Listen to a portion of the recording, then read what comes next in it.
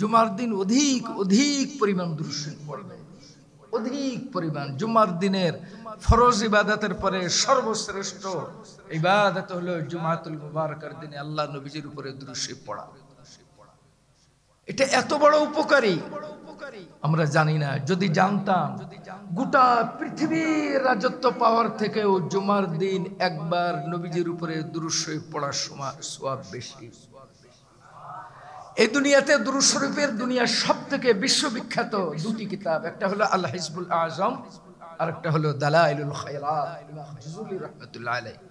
ইমাম জুজুলি রাহমাতুল্লাহ আলাইহি এই কিতাবের ভূমিকার মধ্যে তিনি লেখেন, ইমাম জুজুলি রাহমাতুল্লাহ আলাইহি হাদিস শরীফের বরাত দিয়ে লেখেন, রাসূলুল্লাহ সাল্লাল্লাহু তাআলা আলাইহি ওয়াসাল্লাম তিনি ইরশাদ করেছেন, খাস করে জুমার দিন আমার যে উম্মত আমার উপরে একবার মুহাব্বত ইখলাসের সাথে দুরূদ শরীফ পড়ে, ওই দুরূদ শরীফটা তার জবান থেকে বের হওয়ার সঙ্গে সঙ্গে ওই দুরূদ শরীফটা গোটা পৃথিবীর বুকে সফর করতে থাকে আল্লাহর কুদরতে। আল্লাহ পাক সব কিছুই পারেন, মাশরিক হইতে মাগরিব, শিমাল থেকে জুনুব, পূর্ব থেকে পশ্চিম, পশ্চিম হইতে পূর্ব, উত্তর থেকে দক্ষিণ, গোটা পৃথিবীর পাহাড় পর্বত, নদ নদী, স্থল জলে প্রত্যেকটা জায়গায় এই দুরূদ শরীফটা বিচরণ করতে থাকে। আল্লাহ রাব্বুল আলামিন এই দুরূদ শরীফের জবান খুলে দেন। এই দুরূদ শরীফ গোটা পৃথিবীর মানব দানব কীট পতঙ্গ একটা বালু কণাকে সাক্ষী রেখে বলতে চাই, অমুক দেশের অমুকের সন্তান আল্লাহর দুনিয়ার সর্বশ্রেষ্ঠ মহামানব মুহাম্মদুর রাসূলুল্লাহর উপরে আজকের জুমার দিনে তিনি দুরূদ শরীফ পাঠ করেছেন।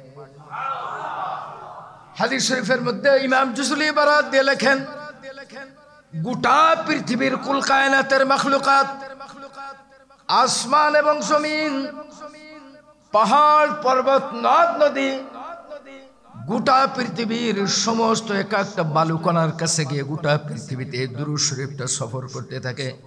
এই দুরূদ শরীফের জবান হয়ে যায়, এই দুরূদ শরীফ বলতে থাকে, আল্লাহর সৃষ্টির মহামানব খুলকে আজিম তার উপরে অমুক দেশের অমুকের সন্তান অমুক আজকের জুমার দিনে নবীজির উপরে দুরূদ শরীফ পাঠ করেছে। এই বলার সঙ্গে সঙ্গে গোটা পৃথিবীর বুকে যত প্রাণী আছে, জড় পদার্থ আছে, এমনকি গোটা পৃথিবীর বুকে যত বালুকণা পর্যন্ত আছে, প্রত্যেকটা প্রাণী, বালুকণা, জড় পদার্থ ওই যে ব্যক্তি দুরূদ পাঠ করেছে তার জন্য ইস্তেগফার দোয়া করতে থাকে। এই হাদিসের পরে ইমাম জুজুলি রাহমাতুল্লাহ আলাইহি লেখেন, আল্লাহ রাব্বুল আলামিন এই দুরূদ শরীফটাকে একটা পাখির আকৃতি দান করেন, একটা পাখি হয়ে যায় এই দুরূদ শরীফটা। এই পাখিটা কোনো সাধারণ পাখি নয়, এত বড় পাখি হয়। এই পাখিটাকে আল্লাহ রাব্বুল আলামিন ৭০,০০০ ডানা দান করেন। প্রত্যেকটা ডানার ভিতরে ৭০,০০০ করে পলক হবে, প্রত্যেকটা পলকের উপরে ৭০,০০০ করে চেহারা হবে, প্রত্যেকটা চেহারার ভিতরে ৭০,০০০ করে মাথা হবে, প্রত্যেকটা মাথার ভিতরে ৭০,০০০ করে মুখ হবে, প্রত্যেকটা মুখের ভিতরে ৭০,০০০ করে জবান হবে, প্রত্যেকটা জবান দ্বারা ৭০,০০০ ভাষায় কিয়ামত পর্যন্ত ওই দুরূদ পাঠকারীর উপরে আল্লাহর কাছে তাদের জন্য দোয়া করতে থাকবে। ইমাম গাজ্জালী রাহমাতুল্লাহ লেখেন, দুনিয়ার কোন মানুষ যদি এই হাদিসটা পেয়ে যায়, গোটা পৃথিবীর রাজত্ব পাওয়ার থেকেও এই হাদিস খানা কোন ব্যক্তি পেয়ে গেলে সে বেশি ভাগ্যবান। মোহাব্বতে আরেকবার দুরূদ শরীফ পড়ে, আল্লাহুম্মা সাল্লি আলা মুহাম্মাদ ওয়া আলা আলি মুহাম্মাদ কামা সাল্লাইতা আলা ইব্রাহিম ওয়া আলা আলি ইব্রাহিম ইন্নাকা হামিদুম মাজিদ। আল্লাহুম্মা বারিক আলা মুহাম্মাদ ওয়া আলা আলি মুহাম্মাদ كما باركت على إبراهيم وعلى آل إبراهيم إنك حميد مجيد। রাতের তাহাজ্জুদের নামাজের পরে গভীর রজনীতে, নিশি রজনীতে মাঝে মধ্যে উঠবেন, পারলে প্রত্যেকদিন উঠবেন। তাহাজ্জুদের নামাজের পরে বাতিটা বন্ধ করে, নিজে চক্ষুটা বন্ধ করে আল্লাহর হাবিবের উপরে মহব্বতে এভাবে করে দুরূদ পাঠ করতে থাকবেন। মানুষ চায় তার ভালোবাসার মানুষের সঙ্গে এমনভাবে সে সম্পর্ক করবে, কথা বলবে, নির্জনে নিরালায়, দুনিয়ার কেউ যেন টের না পায়। সুবহানাল্লাহ, সুবহানাল্লাহ। কিন্তু আপনি কি আপনার জীবনকে এই অভ্যাসটা করতে পারছেন? যদি পেরে থাকেন কামিয়াব, আর যদি না পারেন আপনি জীবনের অনেক কিছু লক্ষ্য অর্জন এখনো হয় না। যাদের হয় নাই আজকের থেকে নিয়ত করেন যে জীবনে আমি আমার জীবনকে এই অভ্যাসে পরিণত করার চেষ্টা করব। আল্লাহ যেন আমাদেরকে তৌফিক দান করেন। গত জুমায় আমি মেরাজ নিয়ে সুবহানাল্লাযী আসরা বিআবদিহি সূরা বনী ইসরাঈলের প্রথম আয়াতের তাফসীরের সামান্য একটু আলোচনা করেছিলাম। আজকে বাকিটুকু আলোচনা করব। আল্লাহ রাব্বুল আলামিন সূরা বনী ইসরাঈলের প্রথম আয়াতের ভিতরে আল্লাহ রাব্বুল আলামিন বলেছেন সুবহান। এই সুবহানা হলো লফজে আজায়েব। আল্লাহ কোন আশ্চর্য জিনিস বোঝানোর জন্য আল্লাহ রাব্বুল আলামিন সুবহান রাব্বিয়াল আলা বলে। আমরা যেমন নামাজে বলি সুবহান রাব্বিয়াল আলা, সুবহান রাব্বিয়াল আযীম, সালাতে সুবহানা। আল্লাহর কোরআন এবং হাদিসের ভিতরে যত জায়গায় লফজে সুবহানা, সুবহানা শব্দটা ব্যবহার হয় এর অর্থ হলো আশ্চর্যের জন্য। যেমন আল্লাহ আসমানের মালিক সুবহানাল্লাহ, আল্লাহ জমিনের মালিক, আল্লাহ বানাইছেন পাহাড় পর্বত সুবহানাল্লাহ। অর্থাৎ আল্লাহর কুদরত, আল্লাহর বড়ত্ব, আল্লাহর আজায়েব প্রকাশ করার জন্য সুবহানা শব্দ ব্যবহার হয়। সেই আল্লাহ রাব্বুল আলামিন নিজেই বলছেন সুবহানাল্লাযী, মহাপুত পবিত্র সেই মহান সত্তা, আসরা বিআবদিহি, তিনি তেনার আব্দুন, এই আব্দ তার বান্দা। নবী রাসূলদের সব থেকে বড় পরিচয় হলো তারা হলো আল্লাহর বান্দা। নবী রাসূলের থেকেও বড় উপাধি হলো আল্লাহর গোলাম হওয়া। এই জন্য মুহাম্মদ সাল্লাল্লাহু আলাইহি সাল্লামকে আয়াতের ভিতরে আল্লাহ পাক নবীও বলেন নাই, রাসূলও বলেন নাই, আল্লাহ পাক বলেন আব্দিহি, তার বান্দাকে। এখানে মুফাসসিরিনে কিরাম লেখেন আল্লাহ পাকের বান্দা হওয়া এইটা হলো আল্লাহর কাছে দুনিয়ার মানুষের জন্য সব থেকে বড় ডিগ্রি। আল্লাহর গোলাম, আল্লাহর বান্দা হওয়া। এই জন্য বিশ্বনবীকে আল্লাহ তাবারক ওয়া তাআলা মেরাজের রজনীতে বাইতুল্লাহ হইতে মসজিদে আকসায় নিয়ে গেলেন। এখানে নবীও ব্যবহার করেন নাই, রাসূলও ব্যবহার করেন নাই, আব্দুন শব্দ ব্যবহার করছেন। সুবহানাল্লাযী, মহাপুণ্যবান হলো ওই মহান সত্তা। আসরা বিআবদিহি, আসরা বলা হয় রাতের ভ্রমণকে বলা হয় আসরা। এই রাত্রে ভ্রমণ করাইছিলেন আল্লাহর নবীকে মক্কা থেকে বাইতুল মুকাদ্দাস। বাইতুল মুকাদ্দাসে প্রথম, দ্বিতীয়, তৃতীয়, চতুর্থ, পঞ্চম, ষষ্ঠ, সপ্তম, এরপরে সপ্ত আসমানের পরে সিদরাতুল মুনতাহা, এরপরে শরীফুল আকলাম, শরীফুল আকলাম হইতে ফালাকুল আফলাক, ফালাকুল আফলাক হইতে বারগাহে কুদস।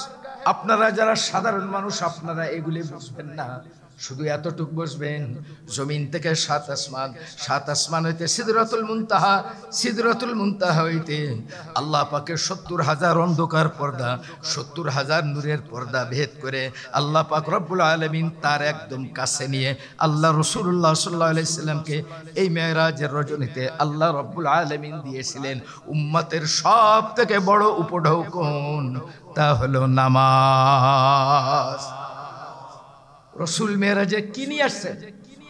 গোটা কোরআন আল্লাহ মক্কায় দিয়েছেন, মদিনায় দিয়েছেন। কোরআনকে আল্লাহ মক্কায় দিয়েছেন, কোরআনকে মদিনায় দিয়েছেন, মদিনায় দিয়েছেন। এই জন্য কোরআনের সূরাকে দুই ভাগে ভাগ করা হয়, মাক্কি সূরা, মাদানী সূরা। নামাজকে আল্লাহ মক্কায়ও দেন নাই, নামাজকে আল্লাহ মদিনায়ও দেন নাই, নামাজকে আল্লাহ দিয়েছেন আল্লাহ পাকের আরশে আজিমে নিয়া। अल्लाह अल्लाह अल्लाह अल्लाह अल्लाह अल्लाह तू तवंगर गश्ताई अज मालेमा इजामा गाफिल शुदी अज हालेमा। সাধারণ মানুষ আপনি কতটুকু বুঝবেন? মুফাসসিরিনে কেরাম লেখেন গোটা কোরআনের অধিকাংশ কোরআন আল্লাহ দিয়েছেন মক্কা এবং মদিনায়। আরশেও আল্লাহ দিয়েছিলেন ওই রাতের রাসূলুল্লাহকে কোরআনের একটা অংশ। তা হলো একটা হলো সূরা ফাতিহা, আর একটা হলো সূরাতুল বাকারার শেষ দুই আয়াত আল্লাহ পাক আরশে আজিমে আল্লাহর নবীকে দিয়েছিলেন। এই দুইটার মধ্যে আর কোনো জিবরিল নাই, মাঝে কোনো মধ্যস্থতাকারী নাই, স্বয়ং আল্লাহ আর আল্লাহর নবীকে আল্লাহ ডাইরেক্ট দিয়েছিলেন সূরা ফাতিহা সূরা বাকারার শেষ দুই আয়াত। আল্লাহু আকবার, কি মহা অমূল্য সম্পদ। পড়েন সূরা বাকারার শেষ দুই আয়াত, আমানা রাসূল থেকে। হাদিসে পাকের মধ্যে আসছে, যদি কোনো মানুষ সূরাতুল ফাতিহা আর সূরা বাকারার এই শেষ দুই আয়াত আর আয়াতুল কুরসি এই তিনটা যদি 5 ওয়াক্ত নামাজের পরে কোনো ব্যক্তি যদি জিন্দেগিতে আমল করে, এই ব্যক্তি মুস্তাজাবুদ দাওয়া হয়ে যাবে। নবীদের দোয়া আল্লাহ যেভাবে কবুল করতেন, এই ব্যক্তির দোয়া আল্লাহ এইভাবে কবুল করে নেয়। এত বড় অমূল্য সম্পদ। মেরাজের রজনীতে আল্লাহর রাসূল নামাজ এনেছিলেন।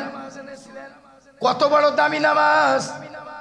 সাহাবায়ে কেরাম জিহাদের ময়দানে একদল জিহাদ করছে, আর একদল সশস্ত্র অবস্থায় পাহারা দিচ্ছে, আর একদল নামাজ আদায় করতেছেন। জিহাদের ময়দানেও নামাজ ছাড়া যায় না। আজকে নামাজের গুরুত্ব আমাদের কাছে নাই, আজকে নামাজের প্রতি মহব্বত আমাদের উপরে নাই। শুধু মেরাজের আলোচনা, মেরাজের মূল থিম উম্মতের জন্য হলো নামাজ। যেই নামাজকে আল্লাহ রাব্বুল আলামিন মেরাজের রজনীতে আল্লাহ দিয়েছিলেন, আল্লাহর সঙ্গে তার হাবিবের কথোপকথন হয়েছিল, যেটা নামাজের মধ্যে আমরা পড়ি, আত্তাহিয়াতু লিল্লাহি ওয়াস সালাওয়াতু ওয়াত তাইয়্যিবাত, আসসালামু আলাইকা আইয়ুহান নবী ওয়া রাহমাতুল্লাহি ওয়া বারাকাতুহু, আসসালামু আলাইনা ওয়া আলা ইবাদিল্লাহিস সালিহিন, আশহাদু আল লা ইলাহা ইল্লাল্লাহু ওয়া আশহাদু আন্না মুহাম্মাদান আবদুহু ওয়া রাসূলুহু। আল্লাহর নবীর কথা, ফেরেশতাদের কথা আর আল্লাহর কথা, এই তিনটা মিলে হলো আত্তাহিয়াত। আল্লাহু আকবার, আল্লাহু আকবার। আল্লাহ পাক আল্লাহর নবীর সঙ্গে কথা বলেছেন, আল্লাহকে হাদিয়া দিয়েছেন, তিনার ইজ্জত জালালের হাদিয়া। আত্তাহিয়াতু লিল্লাহি, আল্লাহর বড়ত্ব বর্ণনা করেছেন। ফেরেশতারা এই দুয়ার মধ্যে শামিল। নামাজের ভিতরে এমন একটা দোয়া, যেই দুয়ার ভিতরে আল্লাহর কথা আছে, ফেরেশতাদের দোয়া আছে, স্বয়ং আল্লাহর নবীর দোয়া আছে, সেটা হলো আত্তাহিয়াতের দোয়া। এই জন্য বলা হয় আসসালাতু মিরাজুল মুমিনিন। রাসূলুল্লাহর মেরাজ হয়েছিল আরশে, আর উম্মতের প্রত্যেকটা উম্মতের মেরাজ হয় প্রত্যেকটা সিজদায়। আল্লাহু আকবার। নামাজের প্রতি যারা মোহাব্বত করেছেন, নামাজকে যারা চিনেছেন, নামাজকে যারা খুশু খুশু শরীয়তের বিধিবিধান অনুযায়ী ইখলাস যুক্ত, রিয়া মুক্ত, রিয়া না করে শরীয়তের বিধান অনুযায়ী যারা নামাজ পড়েছে, এই 2 রাকাত নামাজের দাম গোটা পৃথিবী লক্ষ কোটি বার বিক্রি করলেও হবে না। আল্লাহ যাদেরকে এই নিয়ামত দিয়েছিলেন, তারা এই নিয়ামত উপভোগ করেছেন, তারা আমল করেছেন। হযরতে ইমামে আ'মাশ রাহমাতুল্লাহ আলাইহি হায়াতে জিন্দেগির মধ্যে পাওয়া যায়। ইমাম আ'মাশ ছিলেন হাদিস শাস্ত্রের ইমাম, ইমাম আ'মাশ ছিলেন ফিকহ শাস্ত্রের ইমাম। আল্লাহর দুনিয়ার এত বড় ইমাম, 10 লক্ষ হাদিসের ইমাম, উনার হায়াতে জিন্দেগির মধ্যে আসছে। উনি নামাজকে এত বড় গুরুত্ব দিয়েছিলেন, 70 বছরের জীবনে কোনোদিন উনার তাকবীরে উলা নষ্ট হয় না। সুবহানাল্লাহ। আস্তে কর। হায় হায় হায়। 10 লাখ হাদিসের হাফেজ, কোরআনের হাফেজ না হাদিসের হাফেজ। ইমামে আ'মাশ রাহমাতুল্লাহর হায়াতে জিন্দেগির ভিতরে বুখারী শরীফের যিনি ব্যাখ্যা লিখেছেন, ইমাম ইবনে হাজার আসকালানী রাহমাতুল্লাহি আলাইহি লেখেন, ইমাম আ'মাশ রাহমাতুল্লাহি আলাইহি 70 বছর হায়াতের জিন্দেগির ভিতরে তিনার কোনোদিন তাকবীরে উলা নামাজ ছোটে নাই। নামাজকে তিনারা কিভাবে আদায় করেছেন, নামাজকে কিভাবে তিনারাই করেছেন। হযরত আলীর কথা আপনারা জানেন, উনার পায়ে তীর বিঁধেছিল, বর্ষা বিঁধেছিল। উনি বলছেন ডাক্তার বের করতে পারবে না, বলছে যখন আমি নামাজে দাঁড়াই তখন বের করে নিও, আমি আল্লাহর ধ্যানে এমনভাবে মগ্ন হয়ে যাব, তোমরা তীর বের করে নিলেও আমি টের পাবো না। ঠিক তাই হয়েছিল। এইটাকে বলা হয় নামাজ। নামাজ। রাসূলুল্লাহ সাল্লাল্লাহু আলাইহি ওয়াসাল্লাম তিনার জিন্দেগীর সর্বশেষ আমল উম্মতের দেখে গেছেন নামাজ। আম্মা জান হযরত আয়েশা বলেন, রাসূলুল্লাহ সাল্লাল্লাহু আলাইহি ওয়াসাল্লাম অসুস্থ, ইন্তেকাল মুবারকের আগে উঠতে পারেন না, আয়েশাকে বলছেন, আয়েশা ঘরের দরজার পর্দা সরাই দাও। আম্মা জান হযরত আয়েশা পর্দা সরাই দিয়েছেন। সাহাবায়ে কেরাম মসজিদের ভিতরে জামাতের কাতারে অপেক্ষা করছেন। আল্লাহর নবী খুশি হয়ে বলছেন, আয়েশা আজ আমি নবী অনেক খুশি, আমার উম্মতকে বলে দিও যারা আমি রসুলকে খুশি করতে চাই তারা যেন নামাজের জন্য কাতারবদ্ধ হয়ে এভাবে অপেক্ষা করে। আমি গতকাল শেষ রাত্রে একটা কিতাব পড়তেছিলাম, ইমামে গাজ্জালি রহমাতুল্লাহ আলাইহি ইহয়া উলুমুদ্দিনের প্রথম খণ্ডের 250 পৃষ্ঠা থেকে ওখানে ইমামে গাজ্জালি রহমাতুল্লাহ লিখছেন কি জামানায় আমরা আসলাম। আজ থেকে 1000 বছর পূর্বে তিনি লিখেছেন, ওই যুগের কথা তিনি লেখেন, আগের যুগের মানুষ জুমার দিন তাহাজ্জুদের নামাজের পরে জুমার নামাজের জন্য মশাল জ্বালিয়ে চেরাগ জ্বালিয়ে জুমার জন্য মসজিদে আসা শুরু করে দিতেন। তাহাজ্জুদের নামাজের পরে মানুষ মসজিদে আসতেন। তাহাজ্জুদের পরে মনে হতো আজকে ঈদের দিন, জুমার দিনে তারা এভাবে আসতেন। আজকে আমরা এত গাফিল বলতে আমার লজ্জাও করে কষ্টও করে। আজকে কিয়ামতের আগে দুনিয়ায় হাদিসের মধ্যে আসছে মসজিদ হবে বড় বড় পাকা পাকা বিল্ডিং, কিন্তু নামাজি হয়ে যাবে বড়ই কাঁচা। রাসূলুল্লাহ সাল্লাল্লাহু আলাইহি ওয়াসাল্লাম বলছেন, সাবধান, তোমরা মসজিদও যেমন বানাবে সুন্দর, তোমরা নিজেরাও নিজেদেরকে নামাজিও সুন্দর হয়ে যেও। ইমাম আহমদ রাহমাতুল্লাহি আলাইহি 70 বছরের ভিতরে কোনোদিন তিনার তাকবীরে উলা ফওত হয় নাই। হাদিস শাস্ত্রের আরেকজন ইমাম যিনি 80 বার পায়ে হেঁটে কুফা থেকে হজ করেছিলেন, 80 বার পায়ে হেঁটে তিনি মক্কায় এসেছেন, হজ করেছেন, আবার পায়ে হেঁটে কুফায় চলে গিয়েছিলেন। হাদিস শাস্ত্রের এই ইমাম, যার নাম হলো ইমাম আসওয়াদ বিন ইয়াজিদ আন-নাখি রাহমাতুল্লাহি আলাইহির হায়াতে জিন্দেগির ভিতরে পাওয়া যায় 40 বছর পর্যন্ত তিনি প্রত্যেক দিন ফরজ নামাজ ছাড়াও তাহাজ্জুদের নামাজই পড়তেন 700 রাকাত। কয়শো রাকাত? 700 রাকাত পড়তেন শুধু তাহাজ্জুদের নামাজ। হাদিস শাস্ত্রের একজন ইমাম, ইমাম সাঈদ ইবনুল মুসাইয়িব, মদিনার 7 ফকির অন্যতম ফকিহ, হযরত আবু হুরায়রা রাদিয়াল্লাহু তাআলা আনহুর একমাত্র জামাতা তিনি ছিলেন। এত বড় আলেম ছিলেন, মদিনার 7 ফকিহদের ভিতরে একজন ফকিহ। সাহাবায়ে কেরামের যুগে যিনি করতেন, হযরত ওমর ছিলেন রাষ্ট্রপ্রধান, আর হযরত ওমরকে ফয়সালা দিতেন হযরত সাঈদ ইবনুল মুসাইয়িব। উনার ফয়সালা অনুযায়ী হযরত ওমর রাষ্ট্রীয় ফরমান জারি করতেন। দুনিয়ার সবাই হযরত ওমরের কথা জানে। একটা হলো স্টেট, আর একটা হয় ডিপ স্টেট। একটা হলো প্রকাশ্য বাচ্চা, আর বাচ্চাদেরকে কারা চালায়, যাদেরকে আমরা বলি ডিপ স্টেট, আভ্যন্তরীণ। হযরত ওমর ছিলেন গোটা পৃথিবীর বাচ্চা, আর হযরত ওমরকে ইসলামী আইনের এই ডিপ স্টেটের দিক নির্দেশনা দিতেন হযরত সাঈদ ইবনুল মুসাইয়িব। এত বড় মানুষ ছিলেন সাঈদ ইবনুল মুসাইয়িব রাদিয়াল্লাহু তাআলা হায়াতে জিন্দেগির মধ্যে পাওয়া যায় 40 বছর তিনার কোন তাকবীরে উলা ফওত হয় নাই। 40 বছর পর্যন্ত তাকবীরে উলা ফওত হয় নাই। 40 বছর কোনোদিন জামাত ছুটে নাই। এমনকি ওনার হায়াতে জিন্দেগির ভিতরে পাওয়া যায় 30 বছর নামাজের আজানের জবাব তিনি মসজিদের ভিতরে দিয়েছেন। অর্থাৎ 30 বছর আজানের আগে তিনি মসজিদে এসেন। আমরা এত গাফেল, আমরা এত অলস, আমরা আখিরাতকে এত দূরে মনে করি, জান্নাতকে এত দূরে মনে করি, নামাজ পড়ি দায় সারা, ইবাদত করি দায় সারা, আমাদের ইশক নাই, আমাদের প্রেম নাই, আমাদের মোহাব্বত নাই, আমাদের ইখলাস নাই, আমাদের দিলে আখিরাতের কোনো যন্ত্রণা নাই, আখিরাতের কোনো চিন্তা নাই। আল্লাহর জন্য আমি একটু আগে যাই, আল্লাহর জন্য আমি একটু আগে যাই, আমাদের দিলে সেই চিন্তা নাই।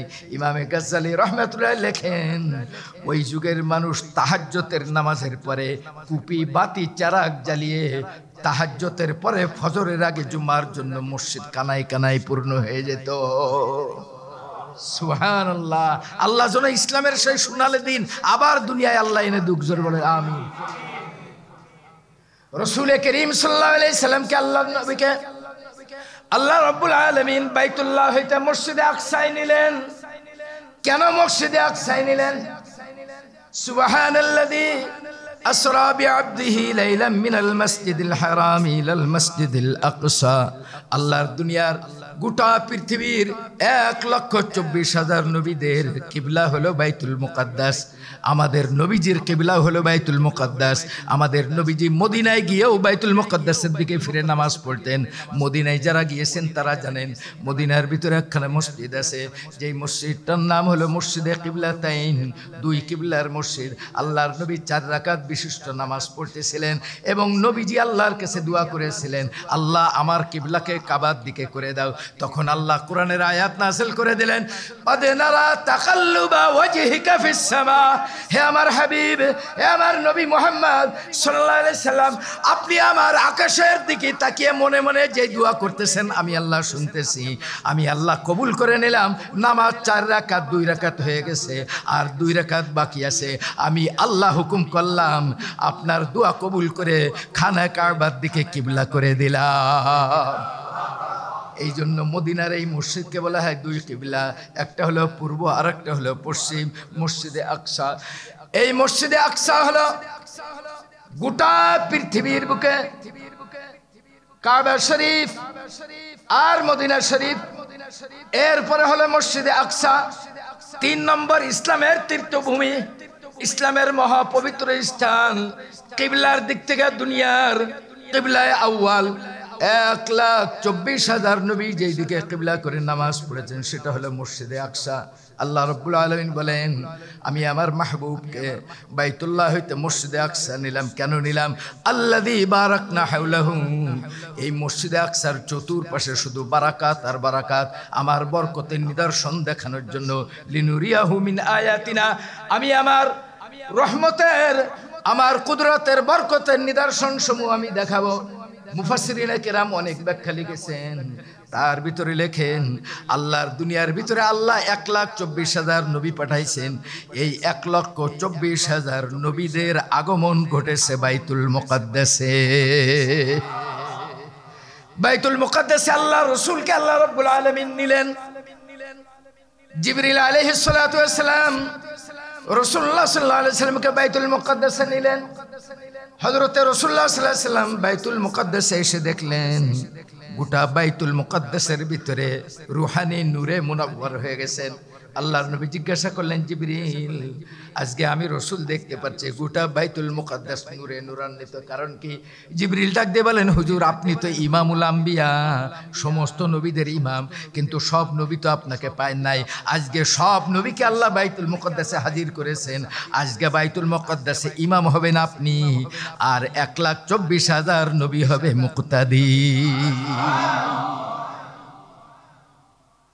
রাসূলুল্লাহ সাল্লাল্লাহু আলাইহি ওয়াসাল্লাম হলেন ইমামুল আম্বিয়া। নবীজি ইমামতি করলেন, 1,24,000 আম্বিয়া কেরামকে নিয়ে নামাজ পড়লেন। আমি গত জুমার ভিতরে কিছুটা আপনাদেরকে ধারণা দিয়েছিলাম যে বারাকাতের ভিতরে আল্লাহ মুফাসসিরিনে কেরাম লেখেন এই মসজিদে আকসা, এই শাম, এই ফিলিস্তিন হলো আল্লাহর বরকতে পরিপূর্ণ। এই দেশটা ছিল শস্য শ্যামলা, সবুজ সুফলা, ফলমূল এবং নহর উদ্যানে পরিপূর্ণ দেশ। শুধু ফিলিস্তিন নাই, আজকে যে সিরিয়ার গুলান হাইটস, গুলান মালভূমি বলা হয়, আজকে লিবাননের ভিতরে যে এলাকা, এটাও এই ফিলিস্তিনের। এই জর্ডান, এটাও ফিলিস্তিনের। বর্তমানের এই যে ফিলিস্তিন, এই চারোটা মিলেই হলো এই মসজিদে আকসা। এই মসজিদে আকসা হলো মুসলমানদের প্রথম কিবলা। আল্লাহর দুনিয়ার ভিতরে আজ 20 শতাব্দীর বিজ্ঞানের সব থেকে বড় আবিষ্কার হলো নাসা। তারা সৌরজগতে যাচ্ছে, রকেট তৈরি করতেছে, তারা স্যাটেলাইট পাঠাচ্ছে, তারা মানুষ দিয়ে রকেটে তারা চন্দ্র অভিযানে পাঠাচ্ছে, মঙ্গল গ্রহে পাঠাচ্ছে। মঙ্গল গ্রহে মানুষ যাইতে পারে নাই। আল্লাহর দুনিয়ার একজন মাত্র মহামানব, যিনি দুনিয়ার কোনো যন্ত্র ছাড়া, দুনিয়ার কোনো আসবাব উপকরণ ছাড়া সর্বপ্রথম যিনি মহাজগতে ভ্রমণ করেছিলেন তিনি হলেন আমার নবী। আল্লাহু আকবার, আল্লাহু আকবার, আল্লাহ। মিয়া 2 পাতা পড়ে নিজেরে বহুত বড় পণ্ডিত মনে করো? কোরআন হাদিসের ইলম আছে। এই দুনিয়ার সর্বপ্রথম সৌরজগৎ ভ্রমণকারী আমার নবী মুহাম্মদ রাসূলুল্লাহ সাল্লাল্লাহু আলাইহি ওয়াসাল্লাম। আল্লাহ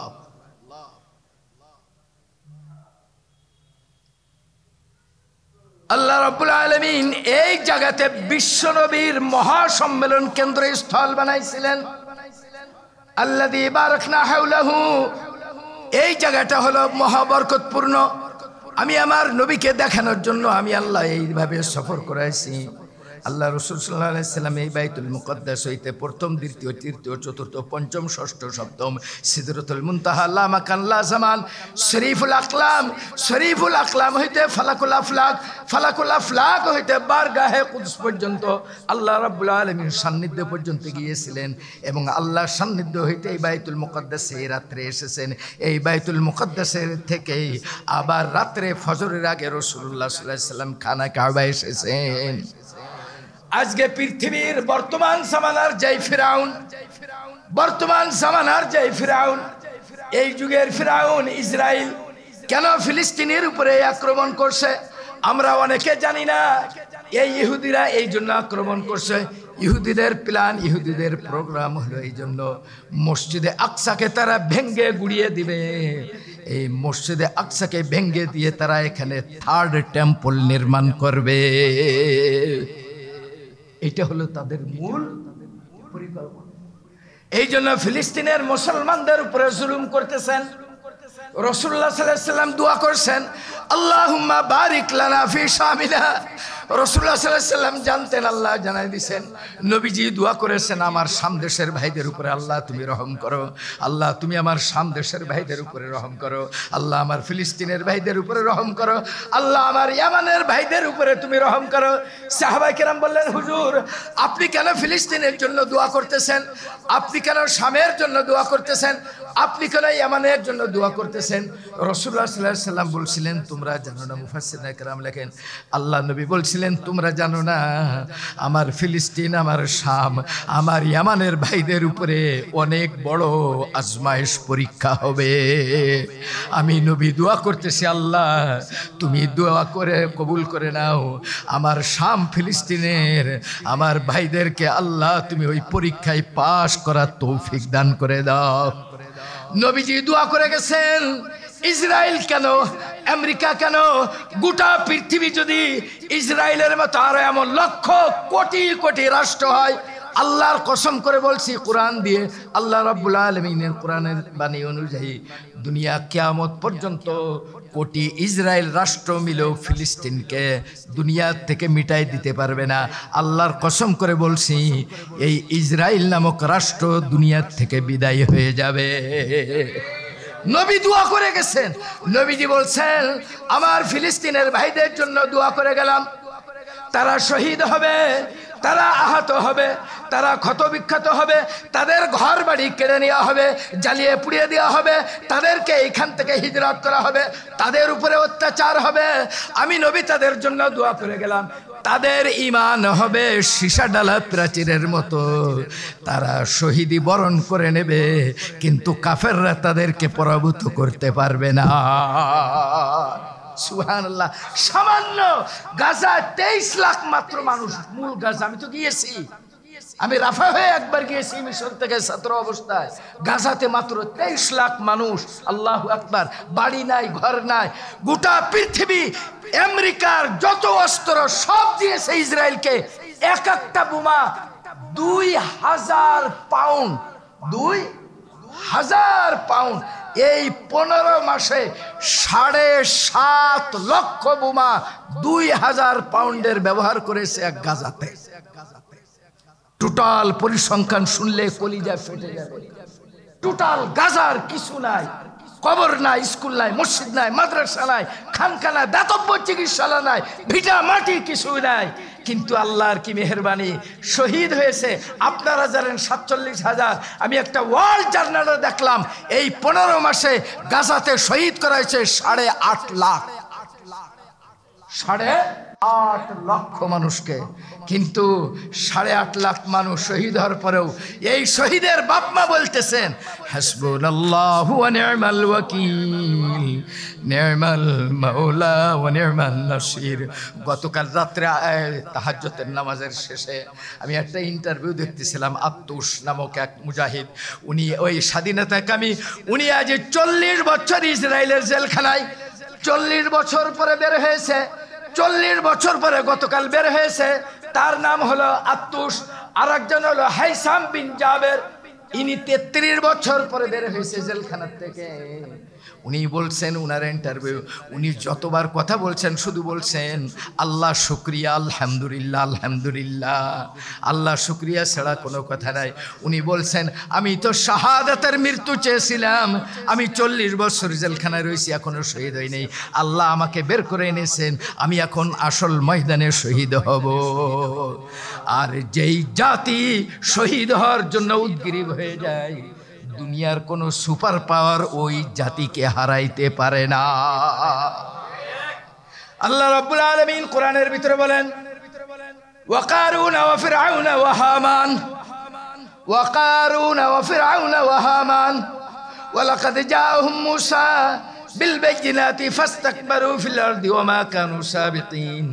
আজকে অনেকে মনে করে আমেরিকা অনেক প্রযুক্তিতে আগানো, সমরাস্ত্র, ক্ষেপণাস্ত্র, মারণাস্ত্র, দুনিয়া কন্ট্রোলিং পাওয়ার সব কিছুই তাদের, তারা অনেক বিচক্ষণ। আল্লাহ রাব্বুল আলামিন কোরআনের মধ্যে বলেন, ওয়া কারুনা ওয়া ফিরআউনা ওয়া হামান, কারুন, ফিরআউন এবং হামান তিনজনের কথাই এক আয়াতে আল্লাহ সূরা কাসাসের মধ্যে বলেন, ওয়া কারুনা ওয়া ফিরআউনা ওয়া হামান, কারুন, হামান এবং ফিরআউনকে আমি আল্লাহ ধ্বংস করে দিছি। মুসা আলাইহিস সালাতু ওয়াস সালাম আল্লাহর আসমানে কিতাব নিয়ে আসছিলেন, কিন্তু সে মানে নাই। ফিল আরদি, সে জমিনের উপরে, ফাস্তাকবারু ফিল আরদি, সে জমিনের উপরে অহংকার করেছিল, অহংকার করেছিল, আমি আল্লাহ তাদেরকে ধ্বংস করে দিয়েছি। ওমা কানু মুস্তাবসিরিন, ওই যুগের ওই ফিরআউন, কারুন, হামান নিজেদেরকে বড়ই বুদ্ধিমান এবং চালাক মনে করত। কোরআন নাযিল হয় একজনের জন্য, কিন্তু হুকুম থাকে কিয়ামত পর্যন্ত। আজকে আমেরিকা নিজেকে অনেক বড় চালাক মনে করে, আজকে ইসরায়েল অনেক বড় চালাক মনে করে। আল্লাহ রাব্বুল আলামিন কোরআনের মধ্যে বলেন, ইন্না কারুনা কানা মিন কওমি মূসা ফাবাগা আলাইহিম, কারুনকে আল্লাহ সম্পদ দিয়েছিল। আজকে আমেরিকার হাতে জিও পলিটিক্স, তাদের হাতে নিয়ন্ত্রণে, গোটা পৃথিবীর ইকোনমি, ফিনান্স তারা নিয়ন্ত্রণ করে, গোটা পৃথিবীর সমরাস্ত্র তারা নিয়ন্ত্রণ করে, গোটা পৃথিবীর সমস্ত কন্ট্রোলিং পাওয়ার জাতিসংঘ নামক বিজাতিসংঘের মাধ্যম দিয়ে গোটা পৃথিবী তারা নিয়ন্ত্রণ করে। আমি বলি ইউনাইটেড নেশনেরা জাতিসংঘ না, আসলে এইটা হলো বিজাতিসংঘ। এটা জাতিসংঘ না, এইটা হলো বিজাতিসংঘ। সমস্ত বিজাতিসংঘরা মিলে এই আমেরিকাকে দিয়ে গোটা পৃথিবীকে তারা, কেউ আমেরিকা দখল করছে একদিক দিয়ে, আর একদিক দিয়ে রাশিয়া, আর একদিক দিয়ে ব্রিটেন, আর একদিক দিয়ে ফ্রান্স, গোটা পৃথিবী কয়েকটা মোড়ল মিলে নিয়ন্ত্রণ করতেছে। ওয়াকানু মুস্তাবসিরিন, আল্লাহ কোরআনে বলেন তারা নিজেদেরকে অনেক বুদ্ধিমান মনে করত। এরপর আল্লাহ তাআলা বলেন, ইন্না কারুনা কানা মিন কওমি মূসা ফাবাগা আলাইহিম ওয়া আতাইনাহু মিনাল কুনুজ মা ইন্না মাফাতিহাহু লাতানু বিল উসবাতি ওয়ালিল কুওয়া। আজকে তারা মনে করে অর্থ দ্বারা, শক্তি দ্বারা, ধনবল দ্বারা, জনবল দ্বারা, সুপার পাওয়ার দ্বারা গোটা পৃথিবীকে তারা নিয়ন্ত্রণ করে। আল্লাহ রাব্বুল আলামিন সূরা কাসাসের মধ্যে বলেন, তোমরা চিন্তা করো না, কারুনকে অনেক সম্পদ দিয়েছিলাম, আর ফিরআউনকে অনেক লোকবল, জনবল এবং রাষ্ট্রীয় পাওয়ার দিয়েছিলাম, হামানকে দিয়েছিলাম। আমি আল্লাহ কারুনকে এত সম্পদ দিয়েছিলাম, আজকে ফিলিস্তিনের মুসলমানরা খাবার পায় না, ঘাস খেয়ে খেয়ে তারা বাঁচছে। এমনকি ইতিহাসের পাতায় লেখা হয়ে গেছে, একজন ব্যক্তি শুধু খিচুড়ি রান্না করে খাওয়াইতেন শত শত ফিলিস্তিনিদেরকে, ওই ব্যক্তিটাকে ওই শিশু বাচ্চাদের খিচুড়ি খাওয়ানো অবস্থায় বোম্বিং করে মেরে দেওয়া হয়েছে, সাংবাদিকদের মেরে দেওয়া হয়েছে, আলী রাজির থেকে শুরু করে সমস্ত সাংবাদিকদের মেরে দেওয়া হয়েছে। আপনারা জানেন না, 9 বছরের একটা ছেলে, ওই ছেলেটা ওই সাংবাদিক পোশাক পরে বলছেন, আমার বাবা সাংবাদিক মারা গেছে, কি হয়েছে, ফিলিস্তিনের পক্ষে আমি হব সাংবাদিক। ওই 9 বছরের শিশু এখন ফিলিস্তিনের আল জাজিরার সাংবাদিক। আল্লাহ আল্লাহ ফিরআউনকে শক্তি দিয়েছিলেন, কারুনকে অর্থ দিয়েছিলেন, হামানকে রাষ্ট্রীয় ক্ষমতা দিয়েছিলেন। আল্লাহ তাআলা কোরআনের মধ্যে বলেন, ওয়া আতাইনাহু মিনাল কুনুজ মা ইন্না মাফাতিহাহু লাতানু বিল উসবাতি ওয়ালিল কুওয়া। আজকে আমেরিকা তার ক্ষমতার জোরে, টাকার জোরে, ক্ষমতার জোরে দুনিয়ার উপরে আধিপত্য বিস্তার করছে ইসরায়েলের মাধ্যম দিয়ে। এই ইসরায়েলেরও গুরু হলো আমেরিকা, ইসরায়েলেরও গুরু হলো আমেরিকা। আসল বড় শয়তান হলো আমেরিকা, এই আমেরিকা হলো আসল শয়তান। আর ইসরায়েলকে দিয়েই তারা করাচ্ছে, কারণ তাদের হাতে সমস্ত অর্থ। আল্লাহ রাব্বুল আলামিন বলেন, আমি কারুনকে সম্পদ দিয়েছিলাম, এত সম্পদ দিয়েছিলাম, ওয়াতাইনাহু মিনাল কুনুজ মা ইন্না মাফাতিহু লাতানু বিল উসবাতি উলিল কুওয়া।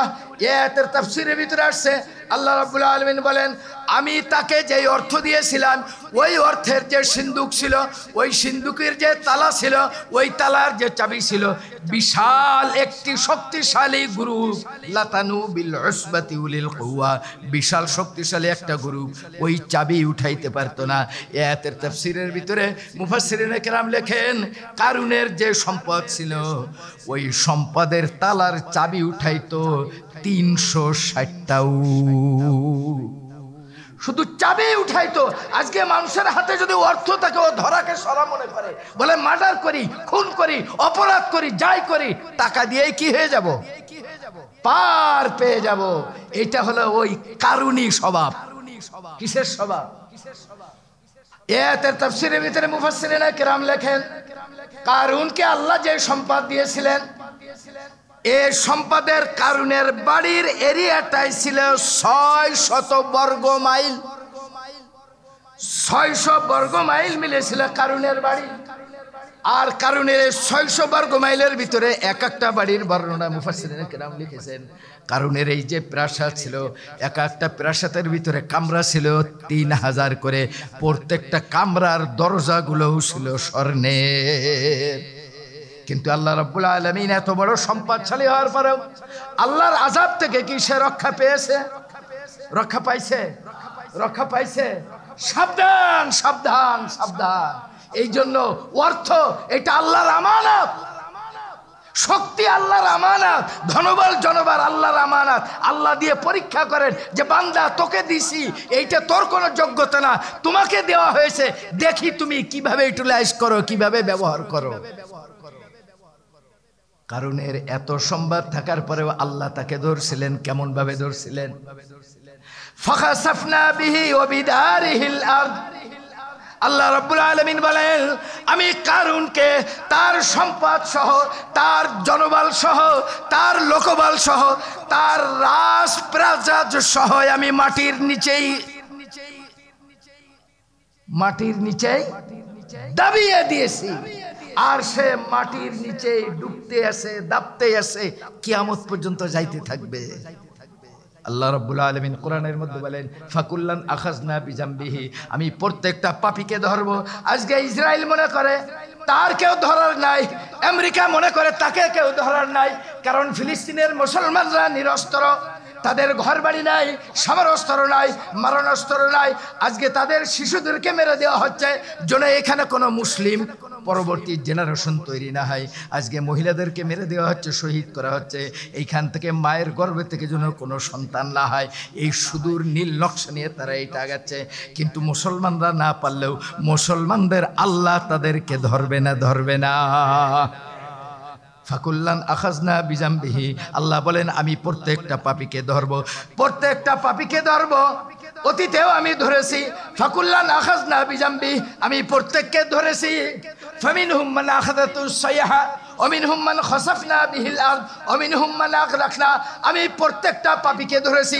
কাউকে আমি পাকড়াও করেছি, পাথরের সঙ্গে বাতাসের সঙ্গে পাথর, বাতাস আর পাথর গুলির মতো গিয়ে তাদের মাথার মগজগুলা দুনিয়ায় ছিন্ন ভিন্ন হয়ে হাড়ের ভিতর থেকে ওই পাথর ঢুকে দুনিয়ার থেকে তারা নিস্তনাবুদ হয়ে গেছে। ফামিনহুম নাখাযাতুস সাইহা, কাউকে আমি ধরেছি, নিদানের আওয়াজ, বজ্রপাত দিয়ে আমি ধ্বংস করে দিছি। অমিনহুম মান খাসাফনা বিহিল আরদ, কাউকে আমি মাটির নিচে দাবিয়ে দিয়েছি। অমিনহুম মান আগরাকনা, কাউকে আমি সমুদ্রে নিমজ্জিত করেছি। ফিরাউনকে আল্লাহ সমুদ্রে নিমজ্জিত করেছেন, কারুনকে আল্লাহ রাব্বুল আলামিন জমিনের ভিতরে আল্লাহ দাবিয়ে দিয়েছেন। কওমে আদ, কওমে সামুদ, কওমে সালেহ, কওমে শুআয়ব, কওমে হুদ, কওমে লূত, অতীত যুগের আল্লাহর যারা জালেম ছিল, আল্লাহর যারা জুলুম করেছে, অন্যায় করেছে, আল্লাহ তাদেরকে দুনিয়া থেকে এমন নিস্তনাবুদ করে দিয়েছেন। স্বয়ং আল্লাহ রাব্বুল আলামিন কোরআনের মধ্যে বলেন, ওয়া কাম আহলাকনা মিন ক্বাবলিহিম মিন কারনিন আশাদ্দু মিনহুম বাতশা ফানাক্কাবু ফিল বিলাদ। আমি ইতিপূর্বে বহু জনপদকে ধ্বংস করে দিয়েছি, তারা ছিল অনেক শক্তিশালী, তারা ছিল অনেক ক্ষমতাদার, আমি এমনভাবে তাদেরকে ধ্বংস করে দিয়েছি হালমিম মাহিস, পালানোর মতো কোনো জায়গা তারা পায় নাই, পালানোর জায়গাও তারা পাবে। আজকে দুনিয়ার বুকে কোনো জায়গায় যদি ক্রাইম হয়, জুলুম হয়, অন্যায় হয়, কোনো অপরাধ সংগঠিত হয়, যিনি বিচারক উনি স্বচক্ষে দেখে না, কোনো মিডিয়াতে খবর আসে, পত্রিকায় ছাপানো হয়, ইলেকট্রনিক্স প্রিন্ট মিডিয়ায় সাংবাদিকরা এটাকে উল্লেখ করে, এরপরে দুনিয়ায় এটা ভাইরাল হয়, আলোচনা হয়, এরপরে এটা নিয়ে মামলা দায়ের হয়, এরপরে সাক্ষী শপথ হয়, এরপরে আদালতে যায়, এরপরে বিচার হয়। কিন্তু আল্লাহর বিচার এমন হবে না, আল্লাহর বিচার এত কঠিন। আল্লাহ রাব্বুল আলামিন বলেন, ওয়ালা তাহসাবান্নাল্লাহা গাফিলান আম্মা ইয়ামালুজ জালিমুন। মানুষকে এটাই মনে করে তারা যে জুলুম করতেছে, অত্যাচার করতেছে, নির্যাতন করতেছে। আজকে এই বাইতুল মুকাদ্দাসে ফিলিস্তিনের মুসলমানদের বছরকে বছর, যুগ যুগ ধরে তাদের উপরে যে জুলুম, তাদের উপরে যে নির্যাতন, তাদের উপরে যে অত্যাচার, তাদের উপর যে আর্তনাদ, তাদের যে দুঃখ কষ্ট, আল্লাহকে এটা দেখেন না, দেখেন না। দুনিয়ার মিডিয়ায় আসুক না না আসুক, আল্লাহ দেখেন। আল্লাহ রাব্বুল আলামিন বলেন, ওয়া কামা আহলাকনা মিনাল কুরুনি মিন বাদি নূহ ওয়া কাফা বিরাব্বিকা وكفى بربك بذنوب عباده خبيرا بصيرا। আমি নূহের পরে, নূহ আলাইহিস সালাতু ওয়াস সালামের পরে অনেক জনপদকে আমি আল্লাহ ধ্বংস করে দিছি। এই আয়াতের তাফসীর অনুযায়ী আমি একজন কোরআনের ছাত্র হিসেবে বলছি, আল্লাহর কসম করে বলছি, কোরআন যদি সত্য হয়ে থাকে, কোরআন তো সত্য, আল্লাহর কোরআন সত্য, আল্লাহর কথা সত্য। এই আয়াতের তাফসীর অনুযায়ী বলছি, আল্লাহর এই দুনিয়ার থেকে খুব শীঘ্রই ইসরায়েল নামক মানচিত্র দুনিয়ার থেকে বিদায় হয়ে যাবে। ইসরায়েল নামক রাষ্ট্র নয়, ইসরায়েল নামক যে মানচিত্র, আজকে তারা বলছে ফিলিস্তিন দখল করবে, তারা বলছে মিশর দখল করবে, লেবানন দখল করবে, সিরিয়া দখল করবে। এই জন্য সিরিয়া গোলান হাইটসে ওদের সৈন্য, লেবাননের সঙ্গে তাদের কি, লেবাননকেও তারা দখল করতে চায়, তারা ফিলিস্তিনকে তো দখল করে আছে। এই আশা কোনোদিন পূর্ণ হবে না। আল্লাহ কোরআনে আয়াতের মধ্যে বলেন, ওয়া কামা আহলাকনা মিনাল কুরুনি মিন বাদি নূহ ওয়াকাফা বিরাব্বিকা বিযুনুবি ইবাদিহি খবীরাম বাসীরা। মানুষকে এইটা মনে করে যে আমি আল্লাহর কাছে ওই জালেমদের তথ্য পৌঁছানো লাগবে, কেউ যদি পৌঁছায় তবেই কি আমি আল্লাহ জানবো, কেউ যদি কোনো এই তথ্য প্রকাশ করে, এই তথ্য প্রকাশ করা লাগবে না। আমি নূহের পরে অনেক কওমকে ধ্বংস করে দিয়েছি। ওয়াকাফা বিরাব্বিকা বিযুনুবি ইবাদিহি খবীরাম বাসীরা। আমি আল্লাহ বান্দার অপরাধ জানা এবং দেখার জন্য আমি আল্লাহই যথেষ্ট। সুবহানাল্লাহ, সুবহানাল্লাহ, সুবহানাল্লাহ। ফিলিস্তিনের মুসলমানদের আর্তনাদ শুরু হয়েছে আমেরিকার সব থেকে সুখী, ধনী, সমৃদ্ধ এলিট পারসন, নায়ক নায়িকা, গায়ক গায়িকা, মিলিনিয়ার, বিলিনিয়ার, ট্রিলিনিয়ার, সব থেকে ধনকুবরা থাকে হলো লস এঞ্জেলস। আল্লাহ রাব্বুল আলামিন তার গায়েবী আগুন দ্বারা গোটা শহরটাকে আল্লাহ ধ্বংস করে দিয়েছে। তারা গাজায় বম্বিং করে গাজাকে ধ্বংস করে দিয়েছে। আর জাহান্নামের আগুন হবে, আল্লাহ ওই আগুনের একটু কিঞ্চিত দিয়ে আল্লাহ দেখাই দিল যে দেখ তোদেরকে কিভাবে ধ্বংস করা। আল্লাহ দেখাইছে না দেখাই নাই? এটা আমি বলছি। দেখেন, আমেরিকায় কোনো নবী আসে নাই, ব্রিটেনে কোনো নবী আসে নাই, কেন মুসলমানরা এই ওয়েস্টার্ন কালচারে গিয়ে থাকতে চায় আমি বুঝি না। মুসলমান থাকবে ইসলামী রাষ্ট্রে, মুসলমান থাকবে মসজিদ মাদ্রাসার জন্য, মসজিদ মাদ্রাসা ইমান তাহজিব তামাদ্দুন যেখানে থাকবে। কারণ ও সমস্ত দেশে কোনো নবী আসে নাই, রসুল আসে নাই, পয়গম্বর আসে নাই, ওলি আল্লাহ আসে নাই, গৌস কুতুব আসে নাই। ভিতরে আসছে যেই সমস্ত দেশে নবী, রসুল, ওলি আল্লাহ, গাউস কুতুব, আবদাল, আল্লাহর ওলিরা আসে নাই, আল্লাহ কিয়ামতের আগে এই সমস্ত দেশগুলাকে জমিনের নিচে আল্লাহ তাদেরকে ধ্বংস করে দেবে। এ সময় খুব কাছে, বি কেয়ারফুল, খুব দ্রুত, খুব দ্রুত। আপনি কি মনে করছেন যে দুনিয়া অনেক সময় আছে? না, রাসূলুল্লাহ বলছেন খোরাসান বিজয় হবে, আফগান বিজয় হয়েছে। রাসূল বলছেন সিরিয়া বিজয় হবে, সিরিয়া বিজয় হয়েছে। রাসূল বলছেন সাতুফতাহু আলাইকুমুশ শাম, এরপরে শাম বিজয় হবে, ইমাম মেহেদী এসে যাবে। সুবহানাল্লাহ, সুবহানাল্লাহ, সুবহানাল্লাহ, সুবহানাল্লাহ, সুবহান। রাসূলুল্লাহর কথা ফলবে না, ফলবে না? ইমাম মাহদী যদি আসে ওই দলের মধ্যে থাকবেন তো ইনশাআল্লাহ? আর আপনি তো নামাজই পড়েন না ঠিক মতো, আপনি ওই দলে যাবেন কি করে? আপনি রোজা করেন না, পর্দা করেন না, হালাল খান না। আপনি যদি নামাজ ঠিক মতো পড়েন, পর্দা ঠিক মতো করেন, রোজা ঠিক মতো করেন, পাক্কা সাচ্চা মুসলমান হন, আপনাকে আল্লাহ ওই দলের মধ্যে শামিল করে দেবেন। আর যদি ওই দলকে আমরা চর্মচক্ষেও না পাই, আল্লাহ রাব্বুল ইজ্জত ওয়াল জালাল আমাদেরকে ওই দলের ভিতরে আল্লাহ শামিল করে দেবেন। আমি গত 2 দিন আগে দেখতেছিলাম ফিলিস্তিনের মুসলমানরা যখন গাজার ভিতরে ফিরতেছেন, তাদের স্মৃতিগুলা, একজনের যমজ 2 সন্তান, বাবাও মারা গেছে জিহাদে, মাও মারা গেছে বোম্বিংয়ে, 2 ভাই ছিল, একজনের নাম ইব্রাহিম আর একজনের নাম মোহাম্মদ। ইব্রাহিম চলে আসছেন উত্তর গাজায় আর মোহাম্মদ চলে গেছে দক্ষিণ গাজায়। এই 15 মাস বিচ্ছিন্ন। এক ভাই মনে করছে ওই ভাই মারা গেছে, ওই ভাই মনে করছে এই ভাই মারা গেছে, কিন্তু আল্লাহর কি কুদরত, জিহাদের পরে 2 যমজ ভাইয়ের মিলন হয়েছে। 2 ভাই গলা জড়ে ধরে কাঁদতেছেন আর বলতেছেন এই পরিবার, এদের বংশ আর কেউ নাই, শুধু যমজ 2 ভাই বেঁচে আছে। আল্লাহ, আল্লাহ আমার ফিলিস্তিনকে আল্লাহ এই জালেমদের হাত থেকে আল্লাহ তুমি উদ্ধার করে দাও। আপনার হৃদয় যদি তাদের জন্য না কাঁদে, মন যদি না কাঁদে, কিসের আপনি মুসলমান? রাসূলুল্লাহ বলছেন এক মুসলমান আর এক মুসলমান অঙ্গ। পৃথিবীর কোন প্রান্তে যদি এক মুসলমানের গায়ে আঘাত লাগে, তাহলে আপনার হাতে আঘাত লাগলে কলিজায় ব্যথা করবে, পায়ে আঘাত লাগলে কলিজায় ব্যথা করবে। রাসূলুল্লাহ বলছেন এক মুসলমান আর এক মুসলমানের অঙ্গ। পৃথিবীর যে কোনো প্রান্তে যেখানেই মারা যায়, আল্লাহর ওই মুসলমান সে নিজে এই জায়গায় বসে সে নিজের অঙ্গে সেই ব্যথা পাবে। কিন্তু আপনি তো ব্যথা পান না, আপনার দিলে কষ্ট হয় না, আপনার চোখে পানি আসে না, আপনার দিলে কান্না আসে না, আপনি তাদের জন্য দোয়া করেন না। আপনি কিসের মুসলমান? আপনি মুসলমান আমি বলে আপনি গরু খাওয়া মুসলমান, আপনি বংশগত মুসলমান, আপনি জাত মুসলমান, গুণের মুসলমান না, সিফাতি মুসলমান না। আমরা ফিলিস্তিনের মুসলমানদের জন্য বেশি বেশি দোয়া করব না, করব না? আপনারা জানেন গত 23 সালের 28শে জুন স্টকহোমে, সুইডেনের রাজধানী স্টকহোমে আমরা যে কত বিপদে আছি, কত বিপদে আছি।